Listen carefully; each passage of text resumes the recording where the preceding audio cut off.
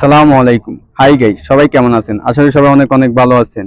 আমার নাম মোহাম্মদ রবিন, আমি একজন প্রবাসী।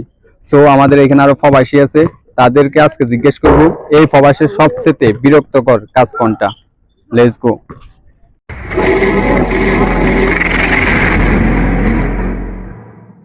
সবাই চ্যানেলটা সাবস্ক্রাইব করে। সো আমাদের এখানে একটা ভাই আছে, তাকে এখন জিজ্ঞেস করব। সালামু আলাইকুম। ওয়ালাইকুম আসসালাম। কেমন আছেন ভাই? জি আলহামদুলিল্লাহ ভালো। আচ্ছা ভাই, এই প্রবাসে আপনার থেকে সবচেয়ে বিরক্তকর কাজ কোনটা? ভাই সারাদিন যেমন তেমন কাটে, রুমে আসি যখন ফাঁক করি তখনই একটু বিরক্ত লাগে। আর বেশি এই কাজটা মনে হয় ফাঁকের কাজটা না থাকলে মনে হয় অনেক অনেক ভালো ভালো হতো। হতো, অনেক ভালো হতো। লাগে না রান্নার যন্ত্রণায়, মাছ কাটো, মুরগি কাটো, সবজি কাটো, কত কিছু। সালামু আলাইকুম। ওয়ালাইকুম আসসালাম রহমতুল্লাহ। কেমন আছেন ভাই? জি আলহামদুলিল্লাহ ভালো আছে। আচ্ছা, আপনার এই প্রবাসে সবচেয়ে বিরক্তকর কাজ কোনটা?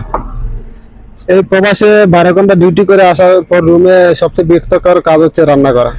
যদি রান্না না জানো না শুনো, তোমায় লইয়া আমি ফরমুজালা। আসসালামু আলাইকুম। ওয়ালাইকুম সালাম। কেমন আছেন? জি আলহামদুলিল্লাহ ভালো।